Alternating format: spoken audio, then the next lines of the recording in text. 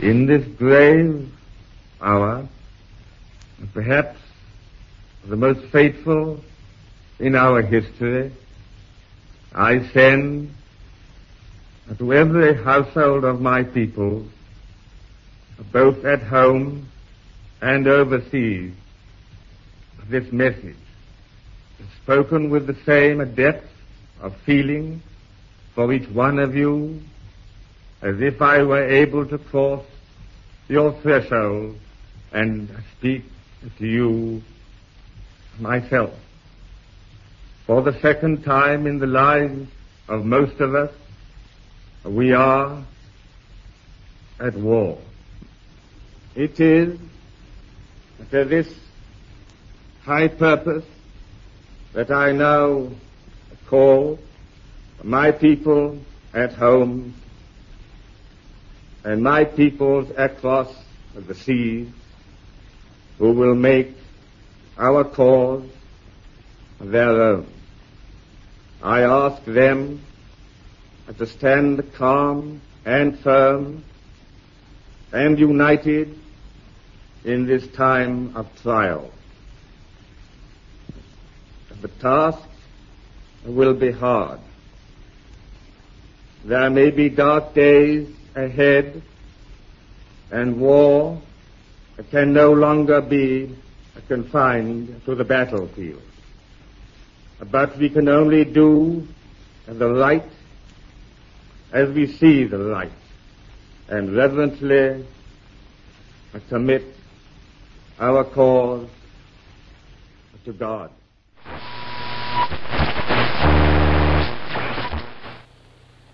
My countrymen and my friends, tonight my single duty is to speak to the whole of America.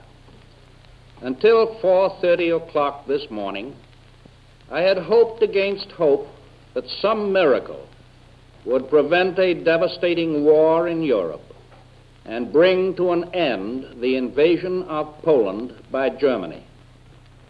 For 4 long years, a succession of actual wars and constant crises have shaken the entire world and have threatened in each case to bring on the gigantic conflict which is today, unhappily, a fact. It is right that I should recall to your minds the consistent and at times successful efforts of your government in these crises to throw the full weight of the United States into the cause of peace.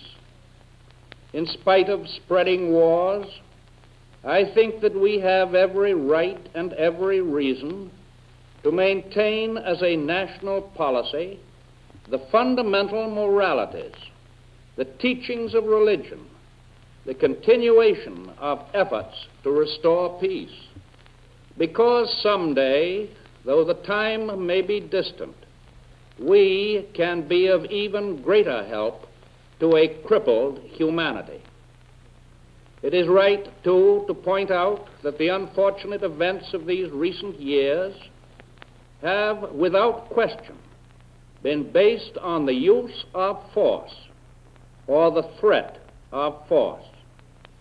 And it seems to me clear, even at the outbreak of this great war, that the influence of America should be consistent in seeking for humanity a final peace which will eliminate, as far as it is possible to do so, the continued use of force between nations. It is, of course, impossible to predict the future.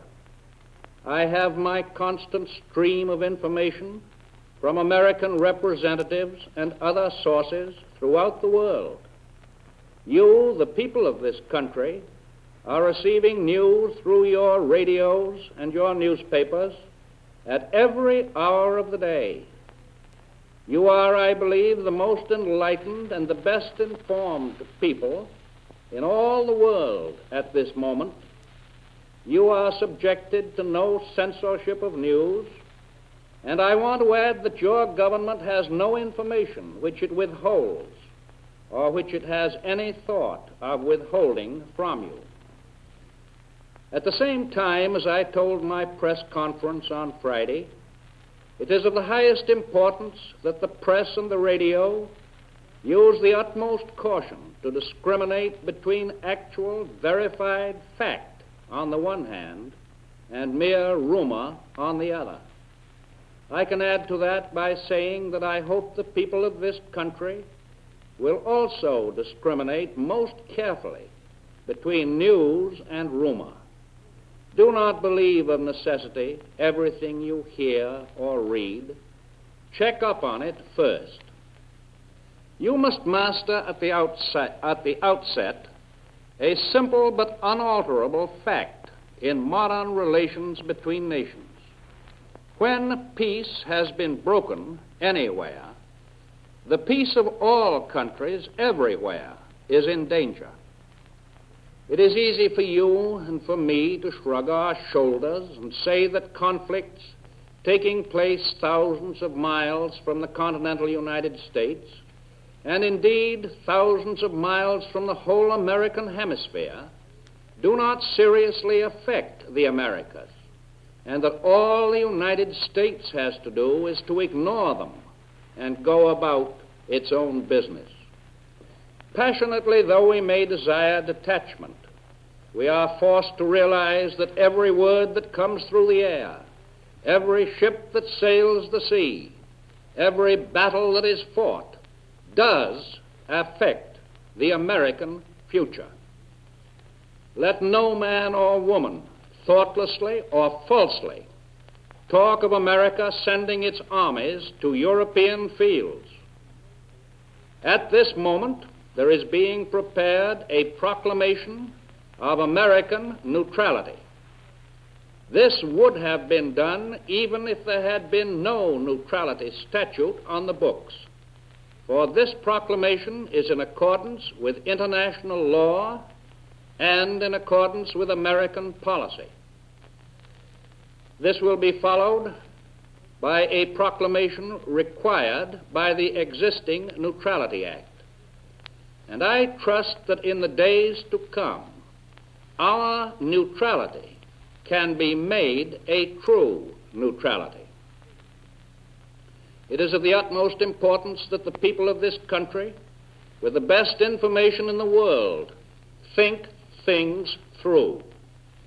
The most dangerous enemies of American peace are those who, without well-rounded information on the whole broad subject of the past, the present, and the future, undertake to speak with assumed authority, to talk in terms of glittering generalities, to give to the nation assurances or prophecies which are of little present or future value. I myself cannot and do not prophesy the course of events abroad. And the reason is that because I have of necessity such a complete picture of what is going on in every part of the world that I do not dare to do so. And the other reason is that I think it is honest for me to be honest with the people of the United States. I cannot prophesy the immediate economic effect of this new war on our nation, but I do say that no American has the moral right to profiteer at the expense either of his fellow citizens or of the men, the women, and the children who are living and dying in the midst of war in Europe. Some things we do know. Most of us in the United States believe in spiritual values.